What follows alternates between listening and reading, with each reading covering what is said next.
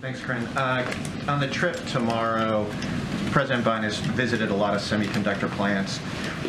Can you just talk about what makes this one special? Is it based on that it's run by Taiwan company?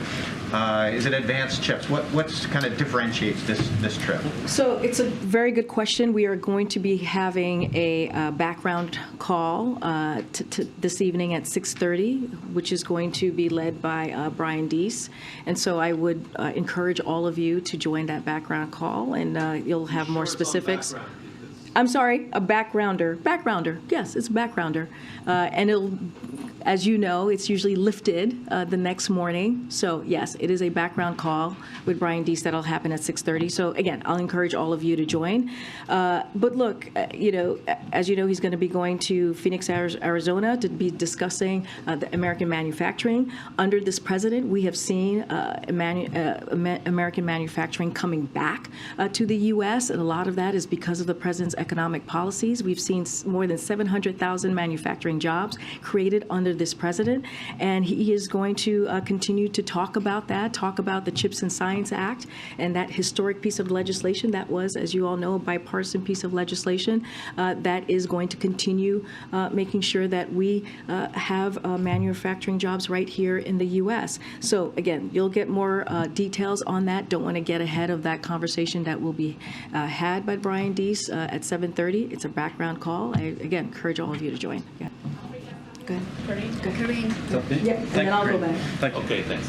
Just on Arizona again, is there another side to this trip, a political side and beyond the chips aspect? Because he's done a lot of similar speeches in future or current plants.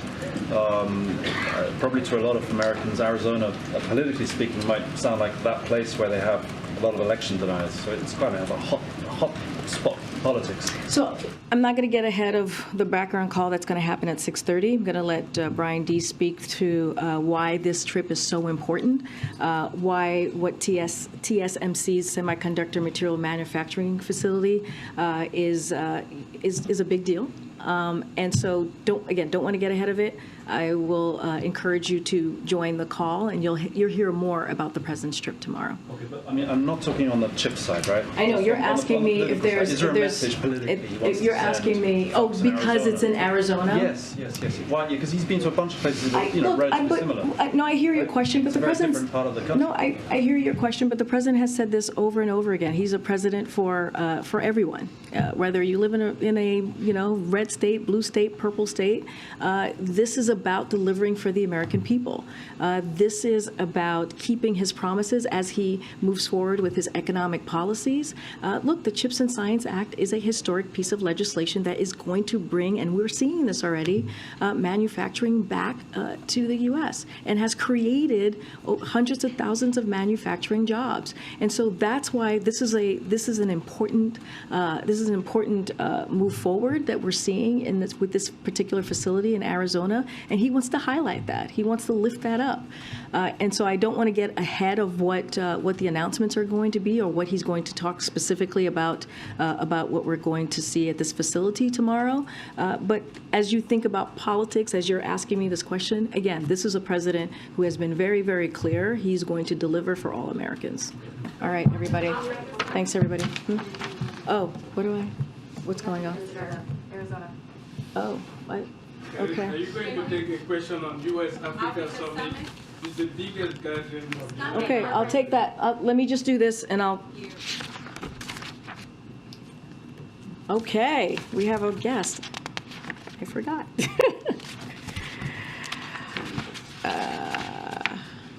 Okay, so we are pleased to have a local reporter from the Arizona Republic and Arizona Central join us in the briefing room today and ahead of the president's trip, as we've been talking about Arizona and the CHIPS and Science Act.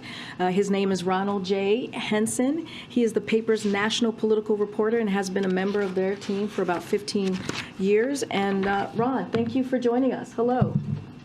Yeah, hi. Thanks, Corinne. As you know, the TSMC plant was announced in 2020. So wanted to know a couple things. Number one, what should ordinary Americans expect that is attributable to the CHIPS Act How soon should they be seeing the effects of that in Arizona or elsewhere? And also, in the long run, should the government be playing any greater role in providing more water resources to a place like Arizona in light of this water-intensive industry? So on your first question, Ronald, I would refer you to the Department of Commerce as timeline. They're working on this and they're playing point when it comes to the CHIPS and Science Act. On your final question, it's important that these facilities are built sustainably and in a way that doesn't harm the environment of a region. We know that these chip fabs can be water intensive, but both TSMC and Intel have taken steps to reduce water usage at their facilities in Arizona. In the case of TSMC, they have planned on a site industrial water reclamation plant that will significantly reduce liquid discharge. Within the Biden administration, it is an issue we take very seriously, as evidenced by funding for Arizona drought resiliency resources, included in the Inflation Reduction Act, as you know, Ronald. And as these projects continue, state officials, local officials will need to take this issue seriously as they work with chip makers and build in their region. And so there you go, Ronald. Thank you so much for joining us.